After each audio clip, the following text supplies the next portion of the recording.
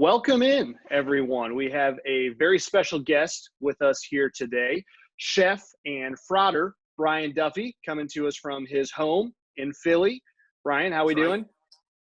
Not too shabby, man. We're making it through, just like everybody else is. We're making it through. We're spending a lot of time at home, spending a lot of time on Facebook and Instagram and TikTok, and fortunately and unfortunately, I'm spending a lot of time in the restaurant. Very good, very good. You guys have the family dances. You got those all rehearsed and practiced, ready to go on TikTok. My oldest daughter is home with me right now. My youngest daughter, my ex-wife's husband, works in a hospital. So Fiona is basically on quarantine. She really can't go anywhere. And we're a little bit more free because of the fact that we have the restaurant. So we're in and out of the restaurant. So for Fiona's sake and and everybody in that house, it was just, it was a little bit more safe for her to stay there. Makes sense. I will. I'll try and nail this quick intro, although probably will not do it justice. So Brian, as I mentioned, is a member of Tau Kappa Epsilon. He joined the fraternity in 2017 at Conclave in New Orleans. He's a celebrity chef. He's opened and run and worked at dozens of restaurants across the country, everything from bar food to fine dining across the spectrum. He's been featured on Bar Rescue, on Food Network, Beat Bobby Flay. He's had his own show run on Food Network. Today's Show, really, across the spectrum there as well. And he's also very active on social media, as he mentioned, with the Instagram and the Facebook, and doing some different live demonstrations. I know I always enjoy curling up and watching you cook dinner from time to time. My late night dinners, yeah. Absurdly late at times. The reason we brought Brian in today is because we know that a lot of people are facing the prospect of having to cook for themselves for the first time. A lot of people are stuck at home, maybe hitting the grocery store once every couple of weeks. Restaurants are closed. Those that are open are takeout only. And so I know I've talked to a bunch of people who have not had a lot of experience in the kitchen that are now being forced to go into that realm. And I thought who better to give us some tips and tricks than Teak's very own celebrity chef, Frater Brian. And so I'll jump right in and I'll start with what to keep stocked in your home. If you're going to the grocery store once every couple of weeks and trying to figure out what's shelf stable and what's versatile and what you can turn into a full meal, but is easy to access. What are some staples that you'd recommend keeping in your fridge or your pantry to get through this time? I mean, there's always, I always keep stuff like stock in my refrigerator. So I'll keep like a beef stock, a chicken stock, a vegetable stock if I have to. You can buy those. They're also super easy to make. I always talk to people about keeping a lot of vegetables in-house, keeping the carrots and onions and, leeks, stuff like that are super easy to work with, but they also have a good shelf life. Potatoes are another thing. Keep your potatoes outside of the refrigerator, put them on a shelf in a dark area. You don't want to put them in direct sunlight or any of that. It kind of warms them up and makes the sugars start to go a little bit crazy on the inside. And then you'll actually lose the potatoes. It'll actually shorten the shelf life if you keep them in the sun. So they want to be kept in the dark and kind of like just kind of a moderate temperature room. Inside of the refrigerator, I always have onions. I always have carrots. I always have peeled garlic in there. I know I'm a chef. Hey, guess what? I'm not peeling my own garlic, boys and girls. I buy the peeled garlic from the grocery store. One, it's usually packaged in plastic or at least a Ziploc container so that it lasts a little bit longer. A lot of times you guys are buying cloves of garlic, you're leaving it on the counter, and what happens, it starts to sprout. Bypass that whole thing. Don't worry about cleaning it up, shaking it in a bowl, doing all that. Just kind of buy some peeled garlic. It's great stuff to have in. The other stuff that I keep in is, I've always got a good selection of fresh herbs. It's one of the things that I really like. And right now, honestly, we are seeing a little bit of a warm up happening, especially in the Northeast. We had some 60, 70 degree days over the last couple of weeks. Start your herb gardens right now. Go and you can order them on Amazon. Your Spices are super cheap. You can buy seeds and literally start from seed. And get the basics. Get your basil, get your rosemary, get your parsley, and keep those things ready to go. When you're ready to use them, you just go out and you snip a couple off, you chop them up, you put them in. If you're going to buy fresh at the grocery store, then what I like to do is I bring them home, I rinse them off, and I roll them up in a moist paper towel. And then I just keep them in the refrigerator that way. The stem that was cut will absorb a little bit of that water, but it'll also insulate that herb a little bit so that it doesn't get too cold. Okay, so it'll kind of hold it in its place right there. Those are really the basics. I mean, and then I go into stuff like meats and fish. Now would definitely be the opportunity. I know I was at Whole Foods 2 weeks ago, and I saw some beautiful some beautiful cod that was frozen, and it's by a very reputable purveyor. So I kept some and I keep it in the house. That way I'm not, I'm not rushing to have to make something. But if I get a hankering for it, or for my daughter wants fish or something like that, then I have it in the freezer to hold on to. I am a huge fan of chicken thighs. I love chicken thighs. I think that they're a super versatile item. You can just marinate them. You can toss them in some lemon juice, a little bit of mustard and rosemary, and roast them off. I also always have a couple of steaks, a ribeye, a New York strip, something like that. I'll buy a higher quality of it, and then I'll just pop it in the freezer. If you're a little bit more aggressive, you can sous vide stuff. If anybody wants to know what sous vide is, there's a great website called Google, and you can Google sous vide right there. But it's the most precise method of cooking that's out there. It's done in a bag. It's an immersion circulator. It circulates warm water all around the product. For me, when I do steaks, I'll season them, salt and pepper. I'll put them right into a pan, and I'll sear them for about a minute to a minute and a half each side, just to get a really nice Maillard. That's that caramelization on the meat, just to get it on there. I pop it into a couple of bags. I vac seal the bags, and then I cook them at 119 degrees for 2 hours. And what that does is it sears that steak. It holds all that flavor in. And then when I'm ready to cook it, all I have to do is cut it out of that bag, drop it in a pan, do a really nice reheat, bring it right back up to temp, and I've got a beautiful steak ready to go. Those are the kinds of things that I have in my freezer and refrigerator. I also like to buy whole chickens. I'm a huge fan of whole chickens. I love to break down a whole chicken. And if you're not good with breaking down a whole chicken, learn how to do it. You've got nothing but time right now. When you go to the grocery store, you're paying $4 a pound for a chicken breast. Guess what? I can buy a whole 4-pound chicken for $4. Okay, you can break that chicken down by taking the breast off of each side, making a knife cut around the side, cut your wings off, cut your leg and thigh out, and then you're set and ready to go. Your bones you can save for stock. So instead of buying the stock, you can make it with peelings from carrots, onions, and celery, as well as some peppercorns and parsley stems from your fresh herbs. Throw it in a pot. Let it sit there. Do not let it boil, but bring it up to a simmer for about 4 hours in a chicken bone, and you have some really nice stock. Beautiful. How was yeah, that? How was that? I think we covered a lot of ground there. A couple, I think, big takeaways there. I love the idea of the herb garden. I think that's something that's pretty simple. You know, it's as simple as dropping some seeds in dirt. It gives you something to do, right? Gets you out of the house. It gives you an activity, and maybe you do need to hit that Google, as you talked about, and learn a thing or two. But I think that's super smart. And then you talked about freezing foods, and I want to, emphasize that there's nothing wrong, right, with freezing fish, steak, chicken. Don't feel like you have to buy something and cook it fresh. Go and buy all your meat for a month, and if you have the freezer space, throw it in there, and you're all set, right? A great trick to doing that, especially if you're going to buy poultry and fish, feel free to buy it in bulk. Go to your Costco, go to your BJ's or whatever, and you're going to buy, 4 pounds of chicken thighs. What I like to do is I'll put 2 or 4 in individual Ziploc bags, like a sandwich bag. And then that way, when I need to get chicken out, if it's just me and my daughter, I'll reach in and grab 2. I'll reach in and grab 4, a 4-pack of chicken thighs. Right. And then that's all I'm going to cook for that day. Really, you want to think about it the day before. You never want to thaw out on a counter. You can thaw it in water. I would never use a microwave. This all comes down to pre-planning. If you want to use the chicken thigh or chicken breast or whatever it is that you're going to use, pull it out the night before, drop it in the refrigerator. By the next morning or by the next day, it's ready to go.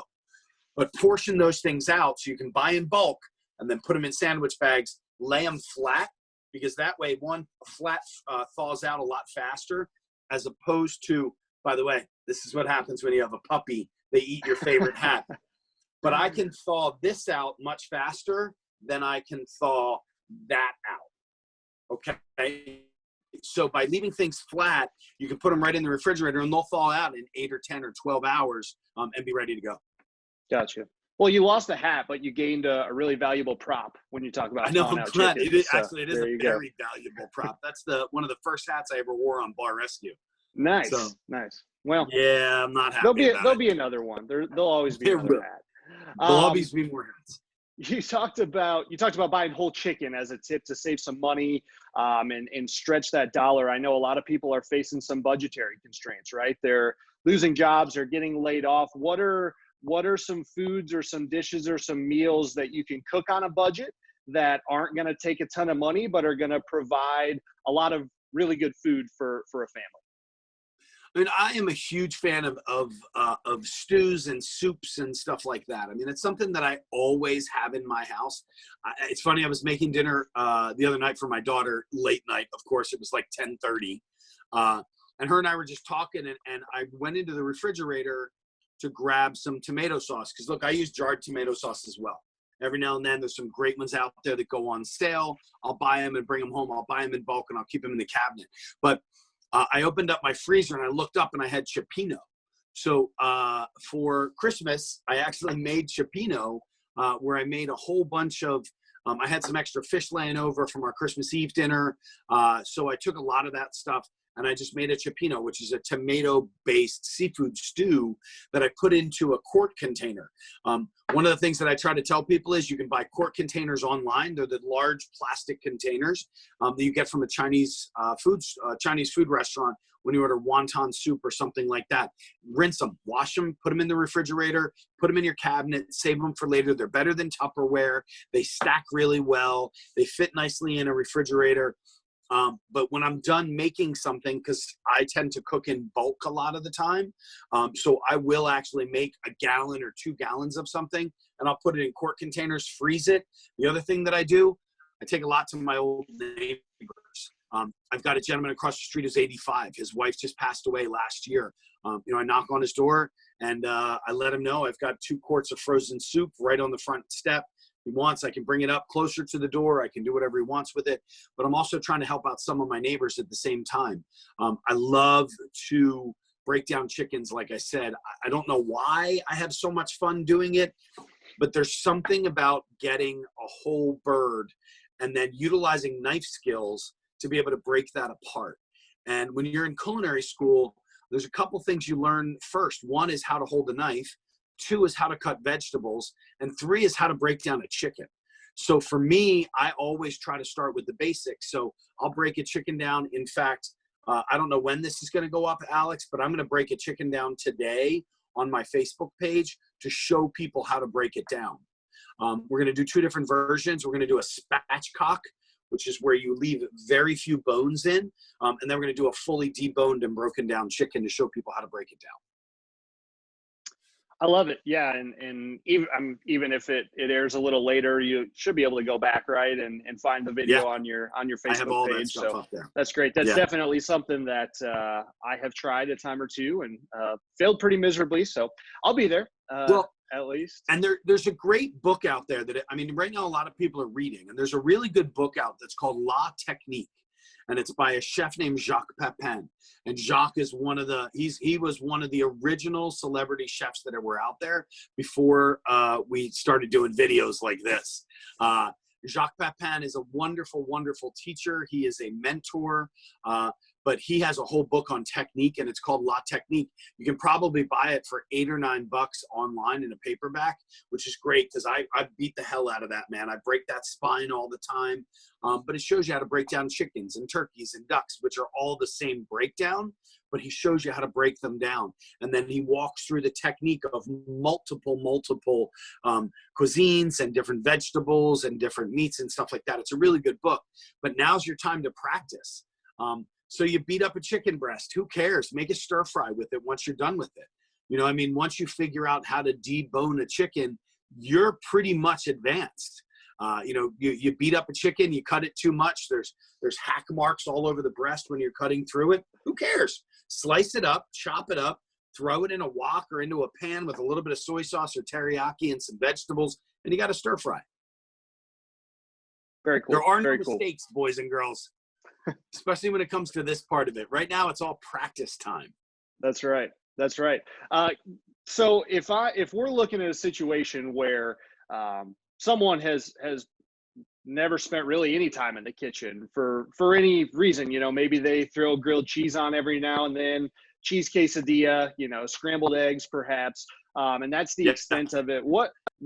What are maybe one or two dishes that someone could start from scratch with that are going to build up their confidence in the kitchen and also, again, look like they took maybe a little more time? Maybe they're a little fancier looking than the process it took to cook them, but Sure. they don't have a lot of knowledge in the kitchen. One of the greatest things to do is to learn how to sear a chicken breast. And I'll give you a really simple recipe, which is it's something we start with in culinary school because, again, we have so many of these chickens laying around. So if you have to buy chicken breast, which I will make fun of you repeatedly if you do, when you're learning how to break these things down or how to cook them, what you're going to do is you're going to take your chicken breast, you're going to take your steak, whatever it is, season it. One, you want to dry it off, okay? And then you want to season it. I always have great salt and great pepper in my house, no matter what. You're going to take that chicken breast, and we have two different sides to a chicken breast. We have a presentation side, and then we have bone side. Okay, so presentation side is the side that we are showing to the guest. So if this were a chicken breast, this would be the bone side, and this would be the presentation side. Those are my glasses. This is what you're looking at. I'm not looking at the back of my glasses. I'm looking at the front. So the presentation side would actually be the skin side of the chicken, okay? Salt and pepper, a little bit of olive oil, and a little bit of butter over medium-high heat. Preheat your oven to 350 degrees. Take your chicken breast with your salt and pepper on the one side, and you're going to put that presentation side, okay, the glasses, down into the pan. Now, the key to this is making sure that the breast itself is fully touching the pan. Don't shake it. Don't move it around. Don't try to get flames. You're not on TV here. There's no reason to be fancy. What you want to do is you want to have full pan coverage on that breast. And here's the reason why. Wherever that chicken breast touches inside of that pan, that's where I'm going to get color. That's where the cooking is going to start to happen. The salt releases the moisture. It starts to cook out. I get that beautiful browning process on the chicken. Now, I do that for 2.5 minutes. Then I flip it over, okay? And what happens when I do that is I'm now searing the outside of this breast. Now, I put that in there for 1 minute on the other side, and then I drop it into my oven, my 350-degree oven, for about 6 to 8 minutes, depending on how thick the breast is, okay? Now, what I can do is then take that chicken out, and I'm going to let it rest for a second. I'm going to take a little bit of garlic, maybe a couple of onions, real small dice, just chop them up. Again, you're just learning with a knife. Throw it into that pan with a little bit of mustard, a little bit of brandy if you have some laying around, maybe a tablespoon of mustard, maybe a quarter cup, way too much, sorry, maybe about a third of a cup of a quarter. Go with a quarter cup of brandy, why not? And what you're going to do is you're going to take the pan off of the flame or off of the stove, and you're going to pour that into that pan. The reason why we're taking it off is because we don't want to set the place on fire, okay? And then I'm going to put it back on there. That flame or that alcohol that's in there is going to ignite real fast. Don't be afraid. As long as it's not underneath your microwave, that'll cook down. That flame, that alcohol is going to cook out, and then I hit it with a little bit of cream. And that's a brandy mustard cream sauce. You're going to reduce that heavy cream by about half, and you'll have a beautiful sauce. It takes about 2.5 to 3 minutes. By that point, your chicken breast is perfectly rested. You can then put it on a plate, pour your brandy mustard cream sauce right over top of it, and you're ready to go. All right. I know it sounds a little complicated, but it's actually very, very easy. The key to the whole thing is making sure you leave it in the pan. Don't shake it around. Finish it off in the oven, 6 to 8 minutes, and you have a perfectly juicy chicken breast every time. By taking it out of the oven and letting it rest first, we do something called carryover cooking. That usually runs between 5 and 10 degrees, okay? Chicken should be cooked to 165 degrees, give or take, which is super overcooked. but that's what the government says. So that's what we're going to tell you guys to run with. For me, I pull my chicken out about 150 to 155, and then I let it carry over cooking a little bit further. Now, once you're done with that, you've mastered that. Let's figure out some vegetables and stuff like that. Any of your harder, more cruciferous vegetables are fun to work with. So I love cauliflower. I love broccoli. I love a tuber vegetable like a carrot or a parsnip or something like that, because you really can't mess them up. Broccoli, the easiest thing to do, get yourself a pan, put some butter and some olive oil in that pan, saute off a little bit of garlic, add your raw chopped broccoli in there. So how do we chop broccoli? Let's pretend that this microphone right here is a head of broccoli, okay? What I have on the top of here is that cap of broccoli. So I will actually take a knife, and I'll take that knife and I'll cut around the head so that just the florets start falling off.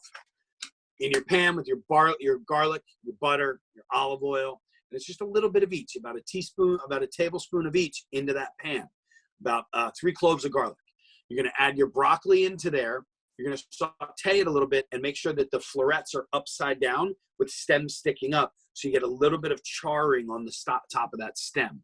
Then, you ready for this? Take a little bit of white wine, take a little bit of chicken stock, a little bit of water, even if you have to, a touch of lemon, pour it right into that pan, and then put the lid on. Let it sit in there for 1 minute, and boom, you got some great broccoli. It's that simple. If you want to, at the end, toss it with a touch more butter. That's called mounting, which we're actually mounting that sauce, mounting that broccoli with a little bit extra fat and flavor. Season it with some good salt and pepper, and you're ready to go. Cauliflower is a little bit different. It's a little bit denser. I would normally blanch my cauliflower first, which means that I take a pot of heavily salted boiling water. I drop my cauliflower into it, all the florets, drop it in there for about a minute to a minute and a half. It'll soften up, pull it out, and you can start to cook it however you want to. That's awesome. I think any person who does not have experience in the kitchen, they throw down that chicken with mustard sauce and some sauteed broccoli, they'd be a rock star, right? And I'm pretty active on social media. I'm pretty active on Facebook and stuff like that. You know, if you guys have questions, you're more than welcome to send me a question on Facebook or Instagram. I'm Chef Frater Duffy on Instagram and Twitter. I know I got a lot of Fraters that follow me on Instagram. I got a lot of you guys that follow me on Twitter. And then I have my Facebook page, which you're more than welcome to send a message through. I typically reply within a day or two. So if you're cooking dinner in an hour, you may not want to reach out to me right then because I can't get back to you as fast. But if you're planning a meal, I'd love to try to do something for you. And then I have to say to you, you better tag me in that picture once you're all done. Yeah, absolutely. I think your social media are a fun follow across the board. So I'd highly recommend it. My last question for you is, we've talked a little bit about the basic techniques, some easy dishes. For those who are maybe a little more advanced in the kitchen as a home chef, I fancy myself to be a decent home chef.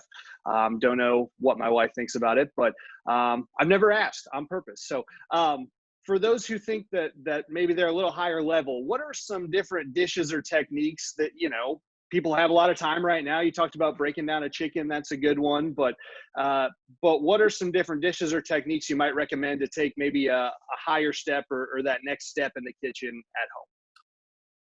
I mean, I think it's so funny because poultry is such an easy thing. One, it's inexpensive. You can't mess it up too much. It might dry out or something. But I talk to a lot of home chefs, and one of the things that they really move into, sorry about that. There we go. All good. When I talk to home chefs, one of the things that they always want to know about is fish. How do I cook fish without overcooking it or drying it out? So fish in itself, depending on the fish that you're going to use, which most people are big salmon people, okay? I know a lot of people just go nuts with salmon. If you are cooking fish and that white, if you start to see like white pockets come out of that fish, what you're doing is you're overcooking it. You're removing a lot of the protein, the really good oils and whatnot out of that fish. So I always tell people, especially if you're a little bit more advanced, you want to learn, play with different techniques. Learn how to sear the right way. Learn how to roast the right way. Learn how to grill the right way. So really kind of dig into some of those techniques.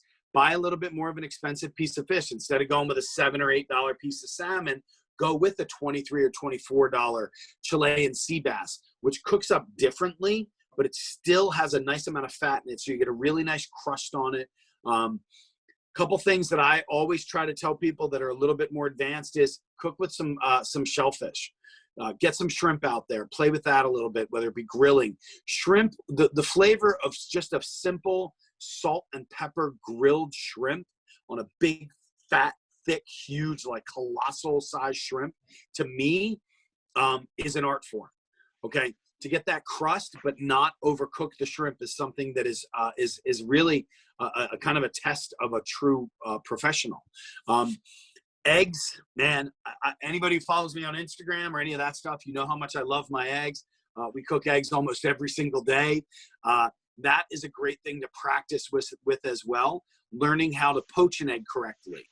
Learning the difference between a coddled egg and a hard-boiled egg. Those are things to practice for more of the advanced person. In regards to a dish with something, that's a really tough one. I honestly, in regards to that, I can't come up with like one individual dish that I really like. You know what? You want to get a little bit more advanced? Make a risotto. Risotto can either be an epic fail or a pure sense of mastery. Risotto is actually the method of removing the starch. So you can pretty much make a risotto out of anything that's starchy because it's a very slow release of starch.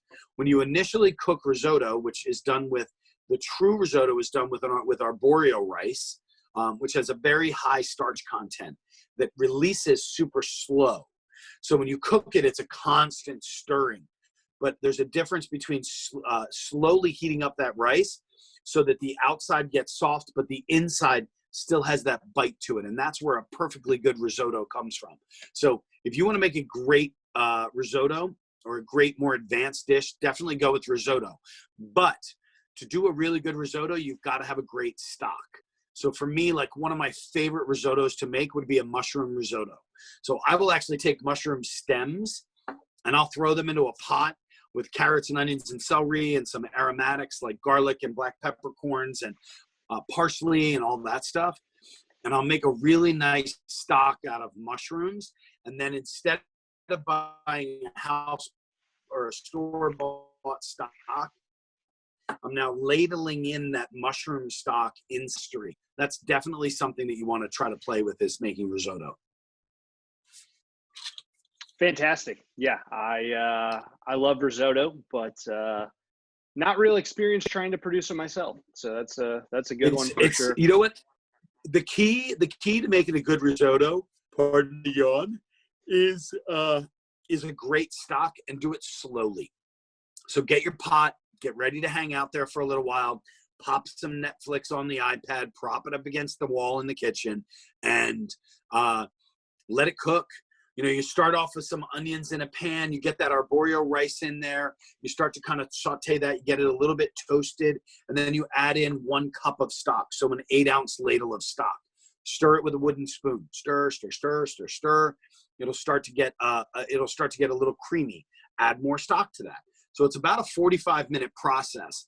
But if you can master that perfect stock that way, or that perfect risotto, and then for me to add into that, I loved grilling portobello mushrooms or smoking them and adding that as a garnish on top of it.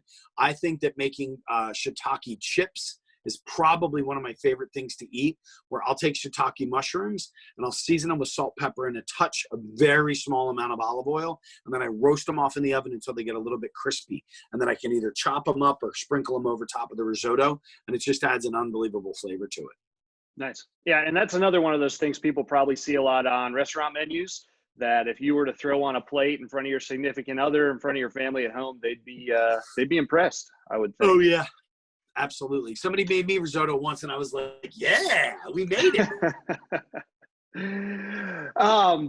That was all I had for you as far as questions go. Do you have any final thoughts out there for anyone that's trying to stay on top of their cooking game at home? I mean, I think the big thing is what makes cooking more fun is I say it all the time that the art of the preparation creates the experience. So for me, the more fun that I have during prep time by using technique, the better the meal comes out, the more of an experience that meal is. So, you know what? Go to the store today and buy yourself a whole chicken, beat it up, play around with it a little bit, figure out how to cut it open, do some research. Now is the time to start playing around with some stuff. And look, if you're younger and you're a college kid, stuff like that, these are all really easy things that you can do. For me, I know when I was in college, I had some staples that I always had in-house. I always had chicken. I always had some form of a cheap steak, and I always had eggs. Learn how to master the art of making a perfect scrambled egg. Learn how to master the art of making what we in Philly call a dippy egg, which is what I make all the time, which is a pan with butter and olive oil. I just crack my eggs in, and I don't even touch them. I do not even touch them. I just let them sit there. Some crushed red pepper, a little bit of my spice, which you can buy on my website, chefbrianduffy.com, or you can put some crushed red pepper and cracked black pepper and good salt over top of it as well, and just let it sit. Medium-high heat, you're going to start to get a really nice crust around the base of that egg. It's going to bubble up in that white. Just play around with some food right now. They're inexpensive options. Cheap steak and eggs, cheap chicken, making a brandy mustard cream sauce, you're good to go. Right. And that's, I think, what I've found is cooking's fun, right? It's supposed to be fun. It's not supposed to be something that you dread all day when you have to cook dinner. You can get the family involved. You can get the kids involved. It's definitely something people probably have time for now that they didn't before. And that's why I wanted to bring you in to chat about it today. Exactly. Yeah. And again, I'm available. Send me a message if you have a question. I mean, just let me know if you guys are posting stuff up there. Send me a story on Instagram. What do I do with this? How do I do that? Or show me the pictures of what you guys have cooked. Look, I'm no stranger to a critique. I'll give you a couple different options on how to make it come out absolutely perfect every time. Awesome. And I know we were talking earlier, you have a special thing going on with your restaurant right now for those in the Philly area.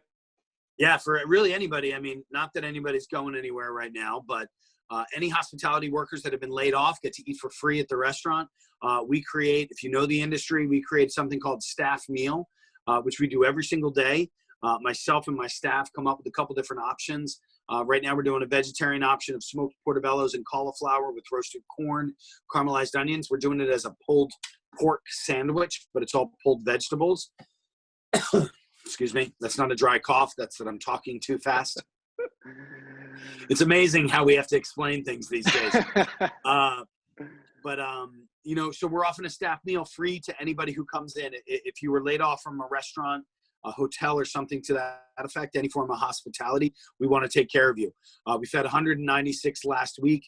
This week, I've actually had people pre-purchase meals. I have 254 meals for this week that have been pre-purchased. Stop by. Grab a free meal, man. We would love nothing more than to be able to feed you. We can't give you money. I can't give you a job, but I might be able to put something in your belly to get you through the day. That's awesome. Yeah. And that's, it's been great. Obviously everything that's going on is horrible, but it's been great to see the people who have taken it as an opportunity to step up and serve others and put others first. I think that, that's one maybe small positive that's come from all of this. Ardmore Q. Awesome. Correct. Ardmore Q. That's the name of the restaurant. Good deal. So check that out for sure. Please do. Well, that is that's all we have for Chef Duffy today. Maybe if this is enjoyed by all, we can fire back up again in a couple weeks and talk about more chicken techniques. And I got to go throw my chicken breasts away now that I've been shamed for it publicly. Don't throw them away yet. That would be wasteful. Go to the store and buy yourself that 3.5 to 4 pound chicken. Learn how to break it down. There's you get 4 different products out of one chicken. You get 2 of each, but you get a breast, a leg, a thigh, and a wing. So you have 4 different ways to play. You can roast your wings off. You can grill your legs, your thighs. You can barbecue and grill your drumsticks, and then on the breast you can always sear that off. So you have 4 different ways to play, and in reality it's 5, because then you've got all those bones that are laying around that you can make a chicken stock out of. So have some fun with that. Definitely, definitely. Well, Brian, can't thank you enough for your time. Always enjoy talking to you. Hopefully, you and your family are staying safe, staying healthy, and looking forward to talking to you again soon, my man. At any time. I know it was a little tough to get us on this week. It's been a pretty crazy run up here for the last 3 weeks, but I'm always here for you guys. Whatever I can do, please let me know. Awesome. Thanks a lot, Brian. Cheers, brother. Be safe.